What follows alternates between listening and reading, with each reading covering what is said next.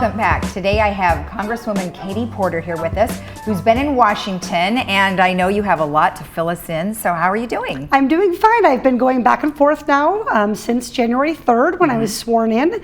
That was a very fun day, beginning this responsibility. It was also my 45th birthday, so it was a pretty special event. Special birthday. But I fly back and forth most weeks. The commute is long. I think that's one of the hardest parts about doing the job, is just the need to go back and forth and really be working hard in both places for the people of the 45th district. Right, and you said it was like 10 hours, right? It's 10 hours door to door. I fly out of our local airport, John Wayne, make a connection, and then when I land in DC, I go straight to the Capitol to vote that first night.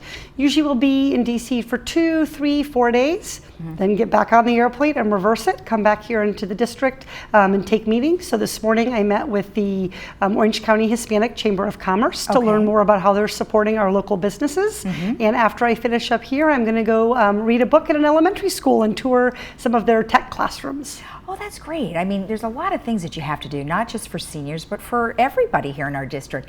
Is there anything in particular that was hard for you when you first got to Congress? I mean, I think one of the things that you don't think about is just that the Capitol is a big complex. And so I can't tell you how grateful I am to all of the existing members on both sides of the aisle, Republican or Democrat. I spent a lot of time asking, is this the right elevator? Which way do I go, right or left? And so just people were very, very welcoming to all of us newcomers, and that was a really fun part of it. Oh, that's great. So we have our 55 and over community, and I think one of the most important things to seniors is Medicare. And you know, that's coming up. Open enrollment is coming up pretty soon. What are some of the things that you can share with us about what's going on with Medicare? Well, one of the things we've been working hard to address is the cost of prescription drugs within Medicare. And you know, we hear a lot from constituents about how they're being hit with high prescription drug costs. We have the so-called donut hole in how we're addressing prescription drugs. So there's a new bill being proposed by the Democratic caucus that would reduce and cap the amount that seniors have to pay out of pocket. And so they would have certainty as to the maximum amount that they would have to owe. We're also working to make it possible for Medicare to directly negotiate drug prices.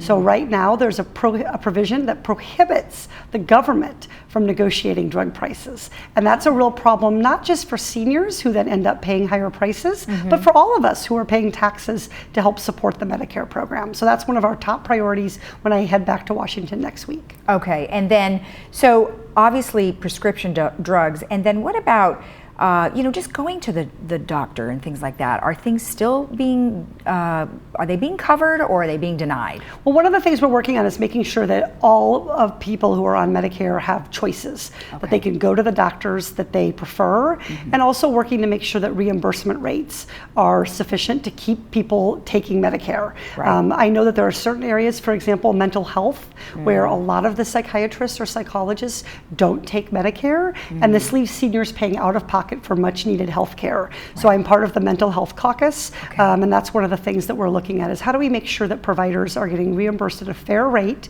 so that people can keep their preferred doctors and continue to get that continuity of care as they move from private insurance into the Medicare system. Oh, that would be great. All right, good. And then, gosh, you know, I'm going to be interviewing a group that helps prevent fraud with Medicare, and now there's frightening things that are happening with Medicare where they can get the number and they can charge things. What are some things that you're doing about that? Well, Medicare fraud really hurts us all. It obviously hurts the seniors, but it also is ultimately about abusing the taxpayer system. We all contribute to the Medicare system, and we're all counting on it to be there for us. And so I fought for additional funding for an existing program that we have that helps identify and combat fraud in the Medicare system. And so I'm really hopeful that when we see the Senate come back with their version of the appropriations bill, that this is something that we can put more resources into. So a little bit of money spent here in preventing Medicare fraud actually saves a lot of taxpayer dollars from being abused on the back end. So I'm excited about that amendment. And so that is on a federal level? That's on a federal level, absolutely. Okay. All right. What are some things that you think seniors could do to help prevent that here? Yeah, so one of the things I'll just encourage anyone to do,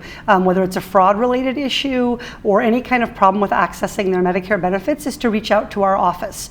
So we have our main offices in Irvine, and we have folks who work in the district who are happy to come and do roundtables or do presentations. But if you're having problems with your Medicare benefits, if you suspect Medicare fraud, you can call our office, and we're happy to help assist you, try to make an appropriate referral, for instance, to the Inspector General if necessary. So I just encourage people who need help with any federal agency, whether it's veterans benefits, Medicare, to reach out. We just welcomed, today I just did a video introducing the constituents to our new Wounded Warrior Fellow. Oh, great. So I'm really excited to welcome him to the district. It's a national program, bipartisan, to help people who have been honorably discharged after 5 years of active duty to be able to get experience working in Congress. So we in the 45th District are really honored to be one of the areas that was chosen to host this Wounded Warrior Fellow. So particularly for those out there who are struggling to access VA health care, I encourage them to also call our office for help. Oh, that's great. Now, if they can also go to your website, and that would have all the information too. And that's absolutely porter.house.gov, right? Porter.house.gov, and there you can sign up for a newsletter if you'd like to receive updates and information. I recently sent out a newsletter about what we're doing with higher education. We did one last month about our work on talking to environmentalists here in the district, including a lot of wonderful older Americans and seniors who in their time are working on conservation projects, protecting wildlife, and making sure that our, their kids and their grandkids are going to be able to enjoy the beauty here in Orange County. Nice, that's great. I know we talked about the bills. Run some statistics by me regarding some healthcare costs. You talk a little bit about the tax deductions that are maybe not offsetting families. What do they need to? So one of the things that changed recently in our tax code, President Trump proposed a tax bill. It was passed into law, and a couple of changes have really been hitting hard here locally. One of them of particular importance to seniors. So one of the changes is that there's a cap now on the amount of state and local tax that you can deduct from your federal tax. So that cap is $10,000 for a lot of us because of the cost of our homes, because of our local taxes. They hit that cap. So we held a tax town hall in April, got stories from folks around the district telling us what happened to your taxes this year.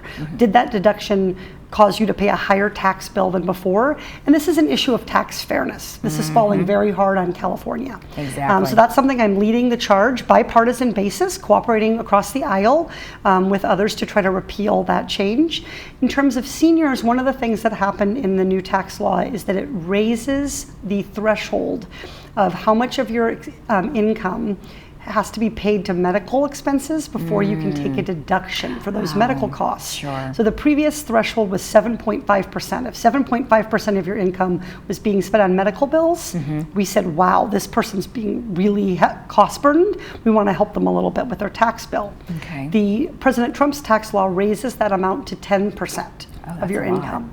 For about 800,000 Americans, that's going to prevent them from taking this tax deduction. And at a time when healthcare costs are such a struggle for families, we need to be making it easier for families to get help with paying for medical costs, not making it harder. So I have a bill that would make permanent that 7.5% threshold, which again is going to provide some tax benefits for families who are dealing with high healthcare costs. Okay, all right, thank you. That's good information. And then AARP, what is this the bill that they're endorsing, or is there a different one? Yep, no, so we have a great support from senior organizations for this bill. We also have a bill that we've been working on to help with home care costs. So as people begin to age, their needs change. A lot of folks have made contributions over the years to what are called health savings accounts, or HSAs. And there's a list of expenses that you can use, qualified expenses, your HSA for. I have a bipartisan bill, again cooperating with a Republican, that would make it possible for people to use their hard-saved HSA dollars to pay for home care as they age. So rather than letting those dollars just sit in an account, we're trying to free them up so people can use their own money to meet their medical needs. So I'm very hopeful, because that's a bipartisan bill, I'm hopeful we're going to be able to bring that into law here in the upcoming months. So when you say home care, are we talking about nurses or assistants? Nurse visits, potentially kinds of hospice care, physical therapy that might be better performed in the home, for instance, for patients who may not be able to travel easily. And so really the goal of this health savings account is to let people plan for their medical needs in the future. And of course, home care is part of that. And so if people are better cared for with better outcomes in the home, they should be able to use their accounts to pay for that. I think that's a great one, because sometimes you don't always know what's covered under the HSA. I mean, you have lists, but they're a little vague. They're vague and they change, and so this is an effort to kind of expand and match people's needs to the parameters of the program. Now, before we came on, we were talking a little bit about the voting system and how it's going to change. Can you give us some insight into that? Yeah, we're so fortunate here in Orange County to have an amazing registrar of voters. I know he's come on the channel many times to talk about how to vote. And so this year we're going to see some changes. And these changes are really designed to do two things, both of which I think are terrific. One is to reduce the costs of the voting system. So we, like every jurisdiction, we need to keep making improvements to ensure the security and safety, integrity of our voting system. And then the other is to make it easier for people to vote, including people who maybe can't drive, people who work different shift schedules, just can't get there 9 to 5 on election day. So we're going to be moving to a system of voting centers and also much increased participation by vote by mail. So everyone's going to be getting a vote by mail ballot. And they can return that if it's easier for them than going in person. So I just encourage everyone to make sure they're registered to vote. You can go to the Orange County Registrar of Voters website, double check your registration, because our primary elections here in California are moved way up. So March 3rd, California, this area, Orange County, is going to be going to the ballot box, and I hope to see everybody taking part in that important civic responsibility. All right, well, thank you very much. It was very nice to see you. Thank you so much. And have a great time in Washington and the rest of your weekend here in Orange County. Thank you so much. All right. And remember that, as Katie mentioned, you definitely need to make sure that you register to vote so you can be a part of the primary coming up in March. We'll be right back after this.